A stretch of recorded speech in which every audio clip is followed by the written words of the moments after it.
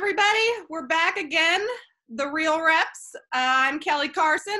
This is Morlake Odeleye, co-host. And with us today, we are really privileged to have Monica Johnson. And Monica is also a fellow rep, but she actually comes from an agency background. She was a producer, and I have taken her out to lunch to try to schmooze her in the past. It worked, Kelly. It worked. Monica, why don't you tell our audience a little bit about yourself? Sure. So, hello. Nice to see everybody out there. My name is Monica Johnson, as Kelly and Morlake said. I used to come from the agency side, which is how Kelly and I have stayed in touch and have known each other.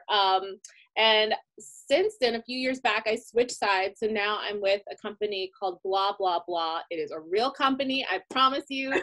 We represent, everyone's like, is that a real company? Yes, it is a real company. And we represent some amazing animation and visual effects and experiential studios. So that is our niche market.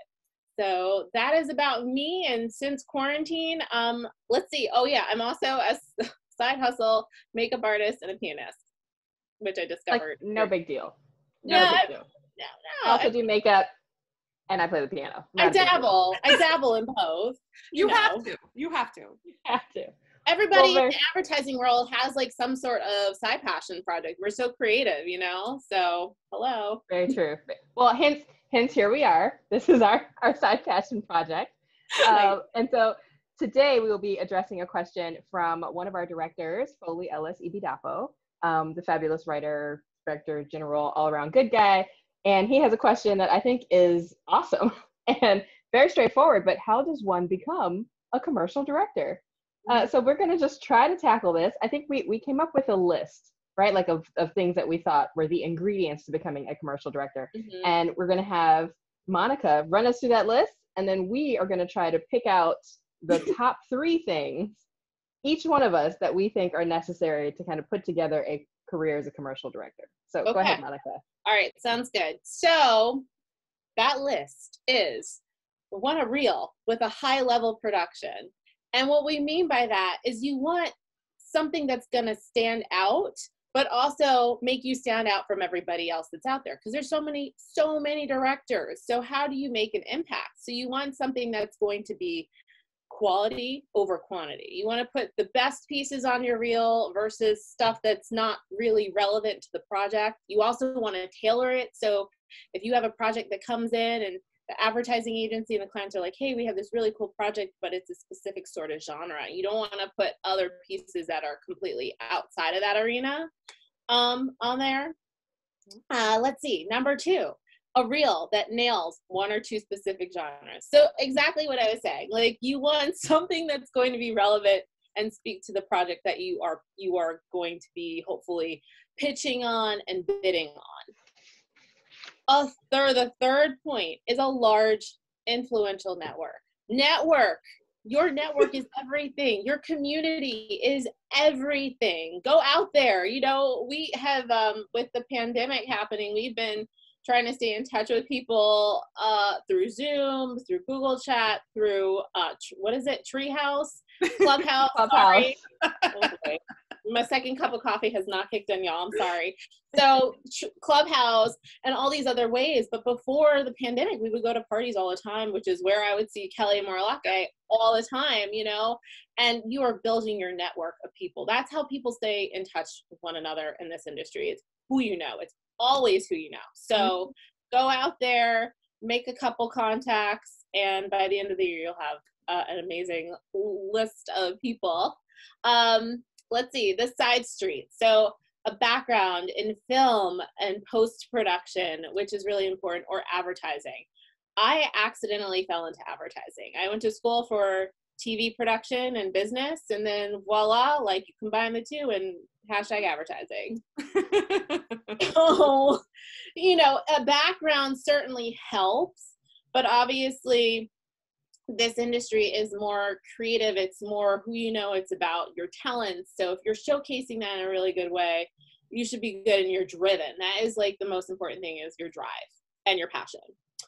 Awards and festivals. So hello, there's a ton. You have South by Southwest coming up soon. but there are all these other awards and festivals. Like we rep animation and visual effects studios. So we're always having our studios, you know, enter into these awards specific to that category.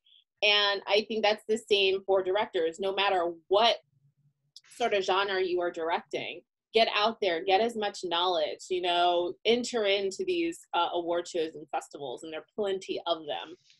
And let's see, the right representation, that is important. Being Kelly and Moralaki, you know, it's like, you know, being a rep, you want to rep the right talent. And so my pool is animation and visual effects studios. So I wouldn't necessarily rep someone who just directs live action, because that's not within our pool of talent, you know? So you want to make sure that your reps are doing all that they can do to bring in new work for you, to make new contacts for you and your clientele and everything. So do your research, feel it out, you know, feel the temperature in the room, as they like to say, but then your rep is going to be your biggest cheerleader for you. The next point is drive. So again, like thinking outside of the box and making things work. And I think right now we have to adapt to the times. And so you want to make sure that your drive is pushing you in a forward direction. And that brings me to my next point, forward thinking. So you want to be adaptable, you want to be agile, you want to be you want to roll with the punches. So as long as you can do that and think in a way, what is going to make me stand out from everybody else out there? That is, I think, going to be the secret ingredient to you becoming a successful director. Let's see. So next on the list, we have personality and ability to charm the client. And this is so important because, one, your personality is everything. I forgot to turn off the Bose speaker. I'm sorry. That's the one thing I forgot to turn off. So one of the things that I would say is personality is huge, because if you have a great reel and you have great work and your personality is in the dumps, people aren't going to come back to you. And you want repeat business. You want your charm is everything. The way you handle clients. You know, if you go into a store and I don't know, you go to Starbucks and they give you the wrong coffee, and then you ask them to, I don't know, do an exchange or whatever, and the person's personality is not great. I mean, you're not going to throw the cup of coffee at them, but you will want to do that. So in advertising, it's the same thing. I mean, they're not going to, throw coffee in your face, but literally you just want to make sure there's a lot of things going on in the advertising world, and so you have to have plans A through Z in your back pocket, but doing it in a way that's graceful and you're humble about it, right? So that's important. And again, our industry is like 0.5 degrees of a separation. So like Kelly and I have known each other since I think I started in the business, right? So we're not gonna say when that was, though. that was like last year. So anyway. But again, we've stayed in touch all these years, and she's awesome. And that's the one thing. It's like your personality and the way. I love Kelly. I love Moralaki. I know Moralaki. I haven't met you or known you for as long, but still, like, your personality is so out there and so amazing. It's just, you both shine. You guys. So that's a love fest. Now we're doing a love fest. Okay. It's a love my fest. Goodness. A little bit. But seriously, your personality is everything. So if you take away one thing, just, good personality. And lastly, stay up to, sorry, this is the time when everyone's what is very going popular. on? Very popular. Okay, so then the next one is stay up to date on your website and your portfolio, right? So you want to, number one, Kelly and I were talking before, and Moralaki, sometimes we go to these websites of directors or, people in the industry, and the site's expired, or you need a password to get into it and you don't know the password. Like, I'm going to guess password, but that's not going to be it, you know? So it takes time away to look for things if you need it immediately. And in advertising, everything is immediate. Everything is ASAP. Everything is like, I needed it yesterday. So make it very accessible for people. Also, when you look at your site, make sure that you have relevant work up there. So it could be some of the best pieces that you have, right? And then use your social media like Instagram, maybe TikTok, and post other smaller content on there that will drive people to come to your site. And you want the site to be beautiful, right? So not where it's like I'm clicking through 100 different videos to scroll to the bottom just to be brought right back to the top again. You want to be able to make sure that it's laid out, if you need tabs, whatever, but make it visually interesting for everybody. That's awesome. Yeah.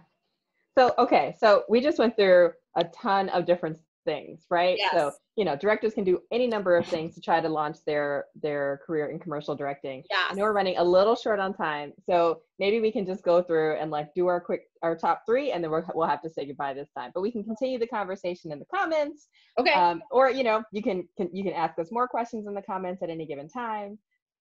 I wanted to say, for my money, I think it's all about having a reel that speaks to 1 or 2 specific genres. That is a super help.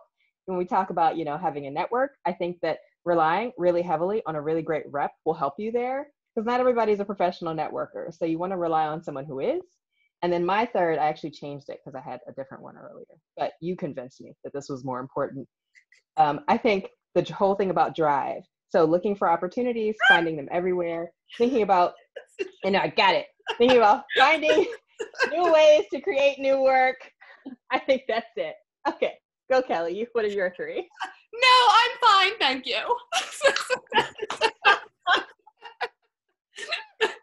Those are definitely my 3 too, because I feel like, you know, the drive, if you have the drive and you realize that like your personality isn't even working for people, you're going to realize that. You're going to work on yourself. You know, drive will help you with that. And, you know, the representation, that's going to get you into those festivals. That's going to get you into that network. Like, you know, you're trying to collect them all, right?